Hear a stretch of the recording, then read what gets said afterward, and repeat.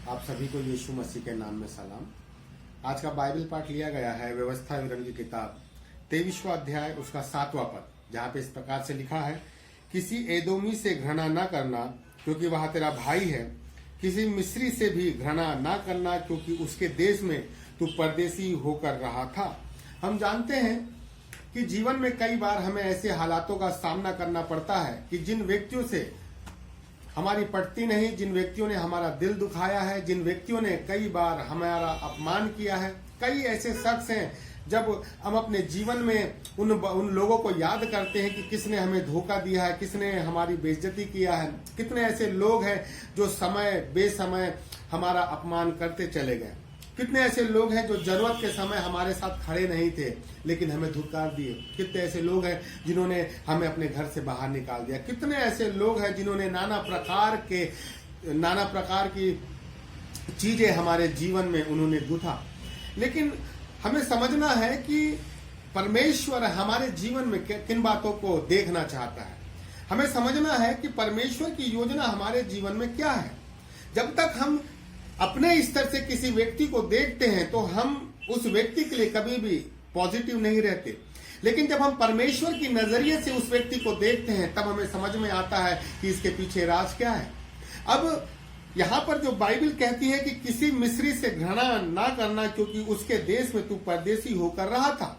अब इजरायली लोग जो हैं वो मिस्री के फिरौन के गुलाम हैं, उनके अधीनता में हैं। अब जो फिरौन है वो अपनी प्रजा मिस्री से अलग व्यवहार करता है, इजरायलियों से अलग व्यवहार करता है। लेकिन परमेश्वर ये कह रहा है कि तुम्हारा दिन जब बदल जाए, जब तुम कनान में पहुंच जाओ, जब तुम्हारे दिन मैं पलट दूं, तब भी किसी मिस्री से तुम घृणा नहीं करना क्योंकि तुम उनके देश में परदेसी होकर रहा करते थे। आज कितने ऐसे लोग हैं कि हम जिसकी अधीनता में रह रहे हैं, जिनकी अधीनता में हमने अपना जीवन गुजारा है, चाहे वो पासवान हो, अगवे हो, माँ बाप हो, या हम किसी ऑफिस में काम करते हो, कितने ऐसे लोगों की हम अधीनता में हैं।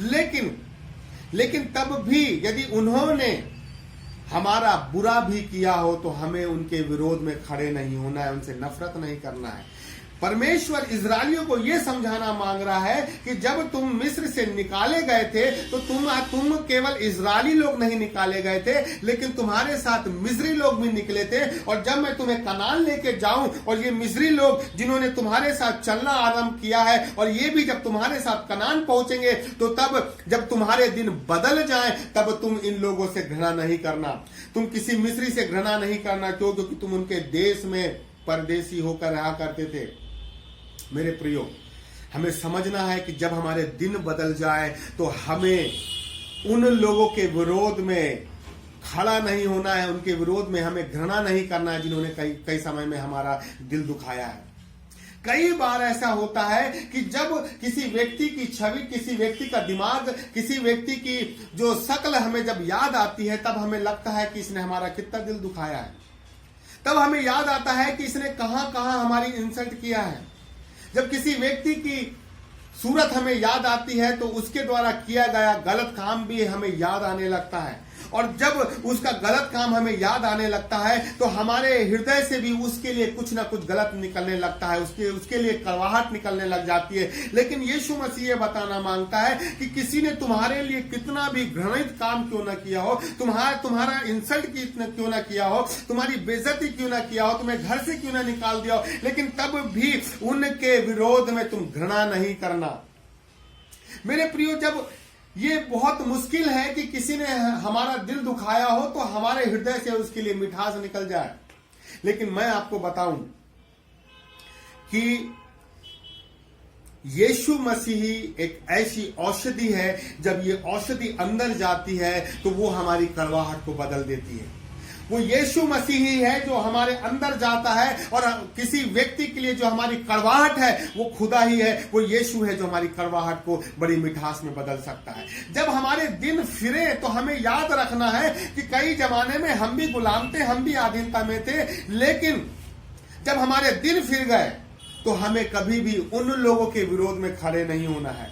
अब आप यदि यूसुफ के जीवन में देखें तो उसके भाइयों ने उसे गड्ढे में डाल दिया, इस्माइलियों के द्वारा उसे बेच दिया गया, पोतीफर के घर गुलाम बन के रहा, उसकी पत्नी ने उस पर व्यभिचार का आरोप लगा दिया गया, जेल में चला गया, जेल के बाद तब जाके वो प्रधानमंत्री बना। लेकिन जब यूसुफ के भाई उससे मिलने आते हैं और जब यूसुफ अपने आप को उस पर प्रकट करता है, तो यूसुफ तब भी अपने भाइयों के लिए ये नहीं बोलता कि तुमने मुझे गड्ढे में डाल दिया था, तुम्हारे कारण 2 साल में जेल में रहा, तुम्हारे कारण किसी गुलामी में आ गया, तुम्हारे कारण मैं अपने पिताजी से दूर रहा जिससे मैं इतना प्रेम करता था। कभी भी यूसुफ ने जब वो प्रधानमंत्री बना तो अपने भाइयों से उनके व्यवहार के अनुसार उसने बदला नहीं दिया। उनके गलत व्यवहार का यूसुफ ने बदला गलत व्यवहार से नहीं दिया, लेकिन प्रेम से दिया।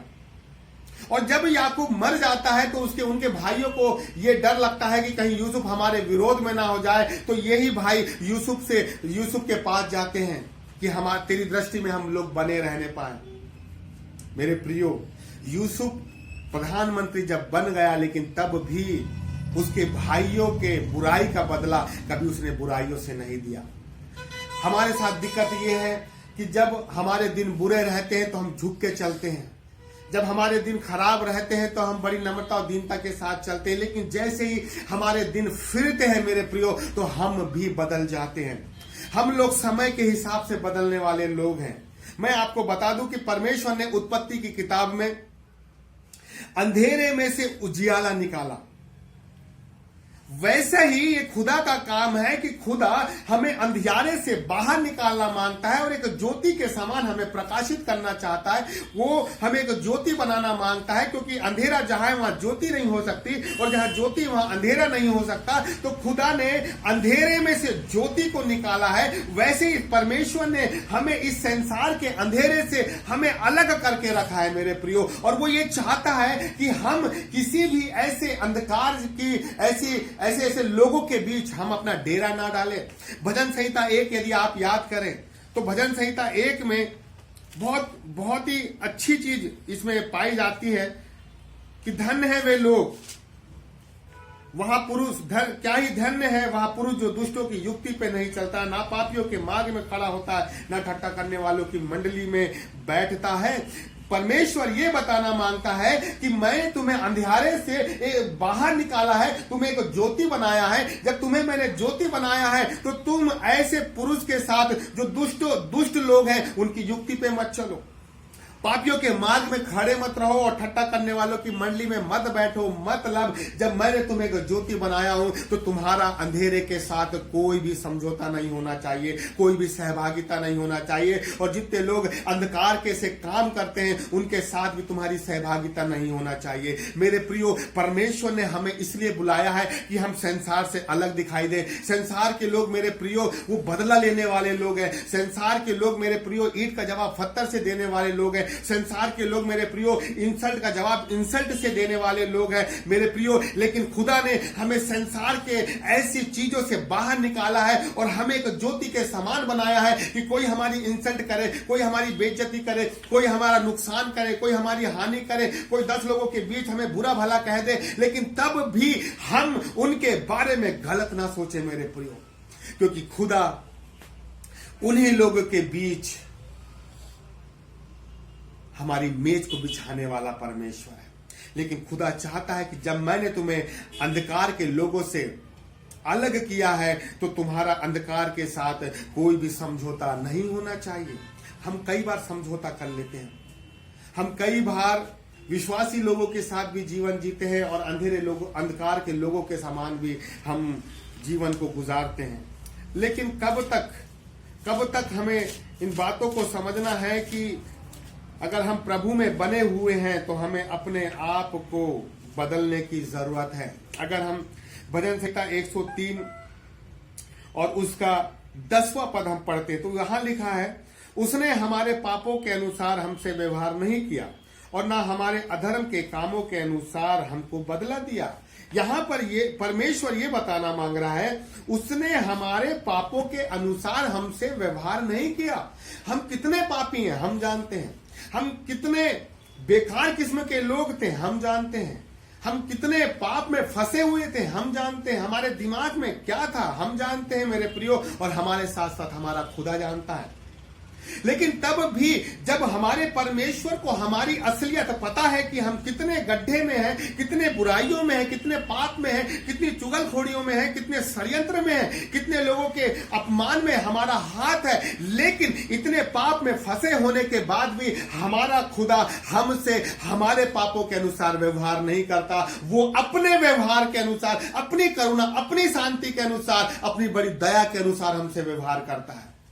वो मेरा खुदा ऐसा है मेरे प्रियो कि मैं जैसा हूं मुझसे उसके अनुसार व्यवहार नहीं करता, पर जैसा वो है वो अपने अनुसार हमसे व्यवहार करता है। लेकिन मेरे प्रियो हम कैसे लोग हैं? हम ऐसे लोग हैं कि जो व्यक्ति ने हमारा दिल दुखाया है तो हम अपने अच्छे व्यवहार के चलते उनसे व्यवहार नहीं करते, लेकिन जो लोग बुरे हैं उनके बुरे व्यवहार से हम उनका व्यवहार करते हैं। जो लोग बुरे हैं हम उनसे बुरा व्यवहार करते हैं, हम उनके सामने से दूर हो जाते हैं मेरे प्रियो। लेकिन हमें समझना है कि हमारे खुदा ने अपने हाथ में हमारी छवि को गोद रखा है। व्यक्ति हमारी इमेज बदल सकता है, लोग हमें बुरा भला कह सकते हैं, लोग हमारी इंसल्ट कर सकते हैं मेरे प्रियो, लोग हमारी छवि 10 लोगों के बीच खराब कर सकते हैं, लेकिन मेरे खुदा के हाथ में मेरी जो इमेज है, आपकी जो इमेज है मेरे प्रियो, उसको कोई नहीं बदल सकता, उसको कोई परिवर्तित नहीं कर सकता। मेरे खुदा ने अपने हाथों में, अपनी हथेली में हमारी अच्छी छवि को खोद के रखा है मेरे प्रियो। और यदि खुदा ने अपने हाथों में हमारी छवि को खोद के रखा है तो उसे कोई बदल भी नहीं सकता। लोग चाहे कितना बदलने की कोशिश करें लेकिन वो कभी नहीं बदल सकते। इसलिए हमें इस बात को समझना है कि हमारा खुदा ये चाहता है कि तुम किसी मिस्री से घृणा नहीं करना। इसका मतलब ये है कि मिस्री लोग से घृणा क्यों नहीं करना? क्योंकि तुम उनके देश में परदेसी थे, तुम गुलाम थे। खुदा ये बताना मांगता है कि 430 साल तुम उनके गुलाम थे, लेकिन तब भी 430 साल तेरा पेट, तेरा भरण पोषण मिस्रियों के द्वारा ही हुआ है, तू बदलना नहीं। खुदा ये बताना चाहता है कि जिन व्यक्तियों के द्वारा हमारा पेट भरा है, हमारा भरण पोषण हुआ है, हम उनके विरोध में कभी खड़े ना हो। लेकिन हम कई बार जो हमारा भरण पोषण करते हैं हम उनके ही विरोध में खड़े हो जाते हैं। मेरे प्रियो, मैं आपको आज बताना चाहता हूं कि परमेश्वर ये चाहता है कि अपने शत्रुओं से प्रेम करें और अपने सताने वालों के लिए प्रार्थना करें। परमेश्वर ने इजरायली लोगों के पास एक ऐसा मौका था कि वो मिस्री लोगों से घृणा करे। और क्यों? क्योंकि इस मिस्री लोगों ने इजरायली लोगों पे बहुत अत्याचार किया, उनके बच्चों को नील नदी में फेंक दिया, कितने लोगों को कठिन कठिन सेवा का भार सौंप दिया, कितने लोगों को मार डाला, कितने लोगों को गुलाम बना डाला, कर लेते थे। मेरे प्रियो, आप सोचिए कि किस रीति से मिस्री लोग इजरायलियों पर अत्याचार करते थे, लेकिन तब भी खुदा बोलता है कि तुम किसी मिस्री से घृणा नहीं करना। हमारे ऊपर कोई कितना भी अत्याचार करे, लेकिन मैं आपको बताना चाहता हूं, खुदा ये चाहता है कि हम किसी से घृणा ना करें, लेकिन हमारे अंदर जो प्रेम है, खुदा ने जो अपना प्रेम हमारे अंदर डाला है, उसी प्रेम से हम हर एक व्यक्ति से हम अपने प्रेम को, खुदा के प्रेम को प्रकट करें, प्रार्थना करें। खुदा, हम धन्यवाद देते हैं प्रभु जी, जितने लोग ये वचन सुनते हैं मेरे परमेश्वर प्रभु, उनके हृदय में वो तेरा बड़ा प्रेम काम करने पाए मेरे खुदा। कोई नफरत में है, कोई गंदगी में है, कोई बुराइयों में है खुदा, तो प्रभु उनके मन की सारी गंदगी बाहर निकलने पाए और खुदा वो एक पवित्र जन बनने पाए। प्रार्थना यीशु के नाम से मांगते हैं, आमीन।